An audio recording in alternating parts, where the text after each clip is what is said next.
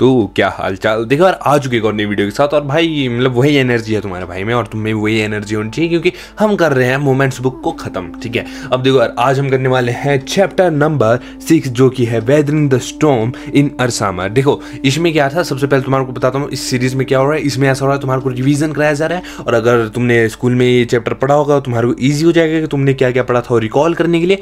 और जिसने चैप्टर पढ़ा ही नहीं है तो उसके लिए भी ईजी हो जाएगा, उसको पता चल जाएगा चैप्टर में हुआ क्या क्या था। ठीक है, तो शुरू करते हैं। देखो इस चैप्टर में ना हमारे पास जो है, जो मेन कैरेक्टर है प्रशांत। ठीक है, अब शुरू करते हैं। इसमें क्या होता है कि जो प्रशांत है वो अपने दोस्त के घर जाता है, मतलब ऐसे छुट्टियां सेलिब्रेट करने, छुट्टियां मनाने। ठीक है, तो जब अपने दोस्त के घर जाता है, लेकिन जैसे ही वो अपने दोस्त के घर पे होता है, वो जो है एक न्यूज़ पढ़ता है कि बे ऑफ बंगाल में क्या हो रखा है। बे ऑफ बंगाल में जो है एक स्टॉर्म आ रहा है, और वही न्यूज़ के कुछ ही देर बाद क्या होता है, उधर सही में एक स्टॉर्म आ जाता है, जो कि है अरसामा उड़ीसा में। एक क्या आ जाता है, स्टॉर्म आ जाता है, जो कि भाई बहुत ही मतलब जिसके 350 किलोमीटर पर आवर की स्पीड से जो है वहाँ पर हवाएं दौड़ रही थी। और भाई वहाँ पर जो है, जिसे कहते हैं ना, पानी इतने गंदे तरीके से भर चुका था कि भाई कुछ भी नहीं बोल सकते थे। लेकिन उसके दोस्त का जो घर था वो एकदम सेफ था, यानी कि उसके दोस्त का घर एकदम बढ़िया तरीके से बना हुआ था, तो भाई उसका दोस्त का घर टूटा नहीं। लेकिन हर एक आदमी उतना खुशनसीब नहीं था कि भाई हर एक आदमी का घर उतना ही मजबूत हो। तो भाई वहाँ के आसपास के जितने भी घर थे, लगभग हर एक घर जो है टूट गया था। अब उधर क्या होता है कि भाई वो जो है, जैसे प्रशांत और उसके दोस्त जो है वो न्यूज़ सुनते हैं, उसी के थोड़ी देर बाद क्या होता है कि थोड़ी देर बाद उनको भी छत की ओर जाना पड़ता है। क्यों? क्योंकि पानी का लेवल इतना बढ़ चुका होता है कि वो जो है कमरे में नहीं रह सकते थे। और जैसे वो छत की ओर जाते हैं तो उनको ज़मीन दिखनी ही बंद हो जाती है, उनको सिर्फ और सिर्फ दिखता है पानी, और पानी में लाशें, यानी कि लाशें जो कि इंसानों की थी, जो कि जानवरों की थी, जो कि पेड़ पौधों तक की थी। अब वो जो है वो सारी चीज़ें देख के डरते तो नहीं है, लेकिन वो सब ये सोचता है, जो प्रशांत है वो ये सोचता है कि देखो पिछली बार जो स्टॉर्म था उसमें मैंने अपनी माँ को खोया था, लेकिन इस स्टॉर्म में मैं अपने परिवार के किसी और सदस्य को खोना नहीं चाहता।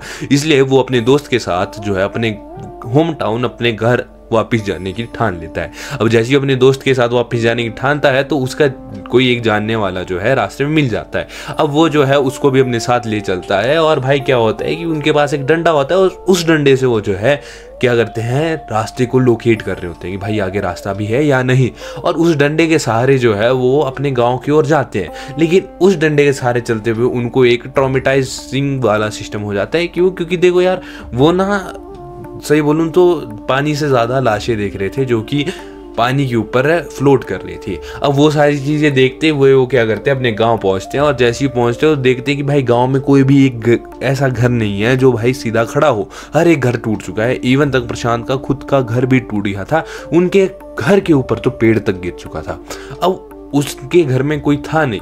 अब उधर जो है उनको लगा कि भाई कुछ तो हो चुका है, लेकिन वो जो है वहाँ पर जाते हैं रेड शेल्टर में। ठीक है, अब रेड शेल्टर एक ऐसी सरकारी बिल्डिंग थी जो कि भाई मतलब सरकार द्वारा बनाई गई थी कि भाई अगर कुछ ऐसा ही सिस्टम होता है तो भाई वो बिल्डिंग सही में मजबूत थी कि मतलब अगर सुनामी आती है या फिर तूफान भी आता है तो उस चीज़ को रजिस्ट कर सके। ठीक है, अब जैसे वो उधर पहुंचता है तो उधर जो है पता चलता है कि उधर 2500 से ऊपर, है ना, 2500 से ऊपर के बंदे उधर है ना। अब वो सारी चीज़ें वो देखता है कि यानी भाई यार बहुत सारे बंदे हैं इधर। ठीक है, आई थिंक सो 2500 थे या 2500 थे। ठीक है, अब क्या होता है कि वो सारी चीज़ें देखता है उधर, और उधर जो है वो देखता है कि यार बहुत सारे लोगों की मौत भी हो चुकी है, यानी कि भाई 85 लोग तो ऐसे थे जो कि मर चुके थे, है ना। तो इतने सारे लोगों की मौत देख करके प्रशांत भी थोड़ा, जिसे कहते हैं ना, डिमोटिवेट हो चुका था। लेकिन उसके दिमाग में डिमोटिवेशन से ज़्यादा एक और चीज़ आती थी कि भाई उधर उनके पास कोई रिसोर्स नहीं था,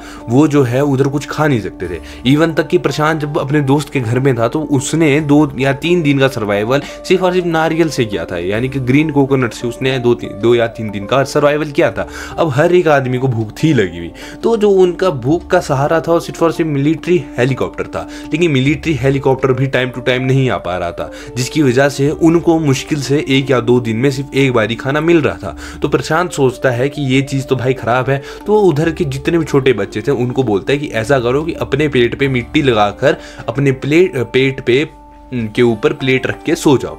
अब इस चीज़ से क्या होगा कि अगर कोई मिलिट्री वाला आएगा तो उसे लगेगा कि नहीं यार, बच्चे जो है यहाँ पर जो लोग हैं वो भूखे हैं। और वही चीज़ हुई कि प्रशांत की उस आइडिया से क्या हुआ कि वहाँ के जो मिलिट्री थी, यानी कि जो मिलिट्री हेलीकॉप्टर्स आ रहे थे, वो जो है वो जो है उनको टाइम टू टाइम खाना देना शुरू कर देते हैं, लेकिन उतना खाना सफिशिएंट नहीं था इतने सारे लोगों के लिए।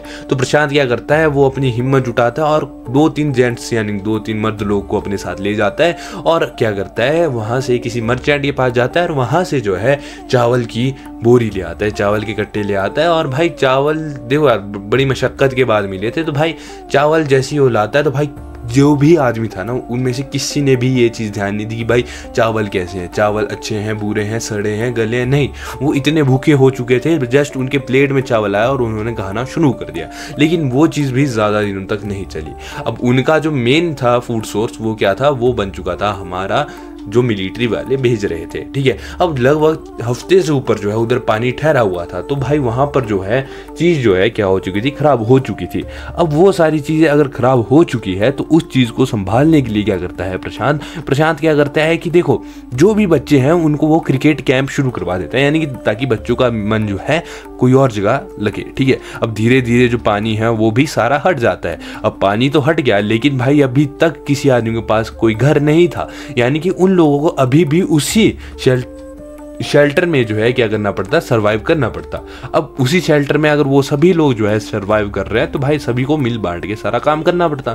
तो वो क्या था, प्रशांत ने एक आइडिया लगाया कि जितने भी औरतें और बच्चे हैं वो शेल्टर में रहेंगे और जितने भी मेल है वो सारे काम पे जाएंगे और भाई अपना जो भी लिवलीहुड है उसके लिए खाना बनाएंगे, यानी कि खाने का प्रबंध करेंगे ताकि भाई पेट भर पाए। और वही चीज़ होती है, सारे जेंट्स जो है बाहर जाते हैं और जो बच्चे हैं औरतें हैं वो साथ में रहते हैं। अब वहाँ पर क्या होता है कि वहाँ पर देखो यार इतनी 85 से ऊपर की डेथ्स हुई थी, तो भाई वहाँ पर किसी बच्चे ने अपने दोनों माता पिता को खोया था, तो किसी औरत ने अपने पति को खोया था।